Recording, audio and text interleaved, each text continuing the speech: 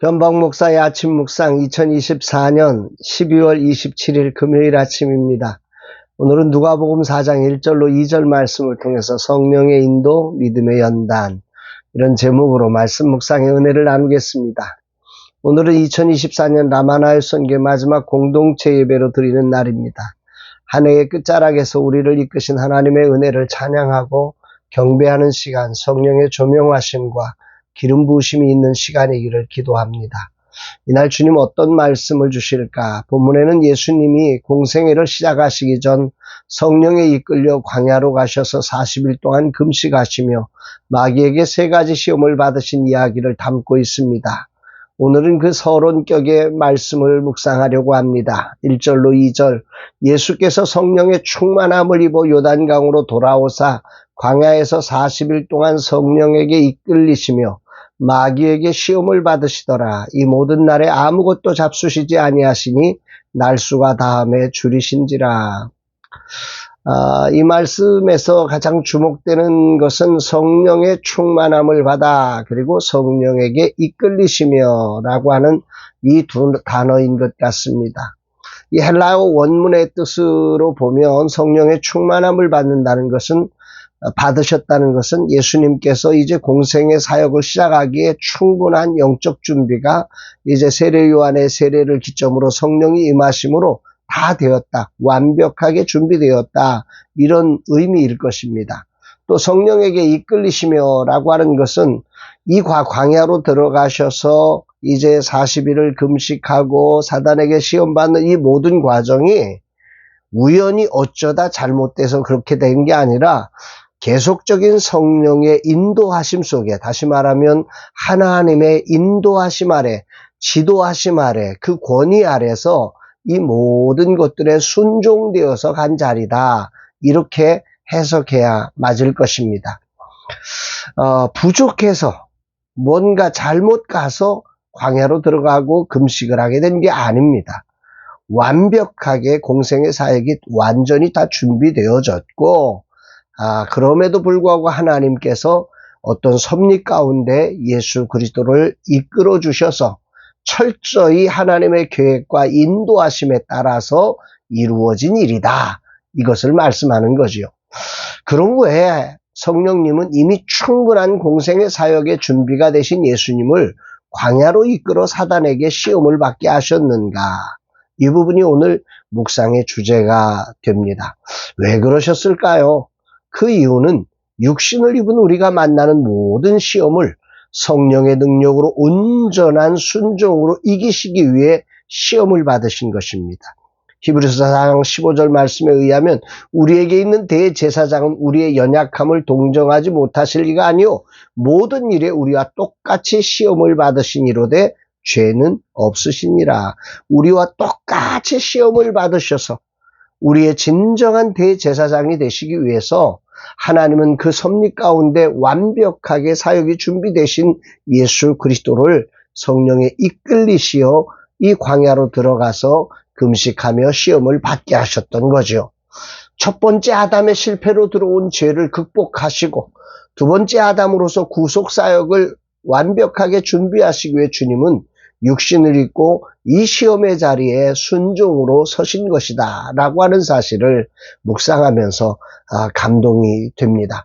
우리와 똑같이 시험을 당하심으로 인간의 삶을 통해 경험하는 육체적, 정신적, 영적인 시험의 모든 측면을 다 이해하시고 공감하셔서 우리의 완전한 중보자, 그 자격을 완벽하게 갖추시기 위해서 하나님은 섭리 가운데 예수 그리스도를 이 길로 이끌어 주신 거지요. 할렐루야입니다. 성령의 충만함을 입어 성령에게 이끌리시며 마귀에게 시험을 받으시더라 라고 하는 이 구절의 핵심은 그러니까 하나님의 정밀한 계획 아래서 그 정밀한 계획이란 것은 바로 우리를 구속하시고 우리를 완전한 중보자로 서기 위해서 이 과정을 이루셨다는 뜻이 되는 거지요. 사단의 시험 아래 있는 저와 여러분들을 정말 이해하시고 공감하시며 그 시험에서 건지시기 위한 것이라는 말입니다. 더 나아가 우리가 얼마든지 예수님처럼 성령 안에서 사단의 시험을 이길 수 있는 그 길을 열어내시기 위해서 이 장면을 보여주고 있는 장면입니다. 여기서 배우는 것은 시험이 하나님께서 인류를 구원하시려는 크신 계획 아래서 우리의 믿음과 순종을 단련하는 소중한 자리가 된다는 사실을 배우게 됩니다. 우리도 믿었지만 여러 가지 시험을 만나지 않습니까? 그 시험은 단순히 우리가 부족해서 우리가 모자라서라기보다는 하나님의 놀라운 구원의 계획 속에서 크신 하나님의 능력 아래서 우리의 믿음과 순종을 단련하면서 그들을 이해하고 공감해서 구원의 길로 초대하시는 아주 놀라운 자리가 된다고 하는 사실을 묵상하게 되는 것입니다. 돌아보면 지난 14년 늘 흔들리는 재정으로 선교회를 이끄신 하나님의 섭리가 작은 교회를 이해하고 그들을 이끌어가야 하기에 그렇게 하셨음을 깨닫게 됩니다. 그 속에서 우리의 믿음과 순종을 단련하시며 여기까지 이르게 하신 하나님을 찬양하고 영광을 올려드립니다. 한 달 한 달을 재정에 의지하지 않고 주님의 말씀에 지시하시는 대로 두려움과 싸우고 불안함을 밟고 순종하며 하나님을 신뢰하며 여기까지 올 수 있었으니 그게 하나님의 은혜임을 고백합니다. 한 해를 마감하며 드리는 마지막 공동체 예배에 이렇게 우리를 인도하신 하나님의 은혜를 감사함으로 찬양하며 그 은혜의 소중함을 기억하고 그 은혜를 사모하는 자리가 되어 새해에도 변함없는 은혜로 출발하는 공동체가 되기를 기도합니다. 시험은 하나님의 계획 아래서 우리의 믿음을 연단하는 시간이기에 두려워하지 않고 새해에도 성령의 충만함을 구하며 힘차게 나아가렵니다. 주님, 우리의 약함을 이해하시고 온전한 순종으로 모든 시험을 이기신 주님을 찬양합니다. 우리의 믿음의 주가 되시며 우리를 온전케 하시는 주님, 우리 공동체도 그렇게 온전한 믿음과 순종으로 서로의 연약함을 공감하고 또 이곳에 오시는 분들을 이해하며 그들의 연약함을 감당하게 하옵소서. 진정 하나님의 통치에 순종하며 세상을 구원하는 공동체가 되게 하옵소서. 오늘도 주의 은혜가 필요합니다. 그 은혜를 부어 주옵소서 고백합니다. 사랑하는 여러분, 여러분들에게도 정말 이 한 해를 살면서 다양한 내가 왜 이런 시험에 있어? 라고 하는 그런 안타까운 자리들이 있을 겁니다. 정말 다 준비되어 있는 것 같은데 아니 또 내가 이런 시험을 당해? 이런 정말 답답하고 안타까운 그런 과정들이 이해되지 않을 때 오늘 말씀은 아주 중요한 포인트를 우리에게 알려주는 것 같습니다.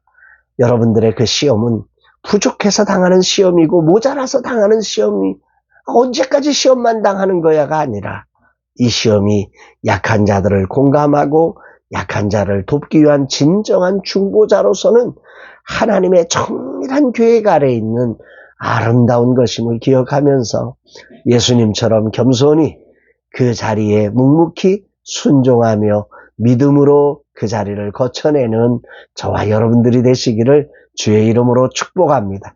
사랑합니다, 여러분.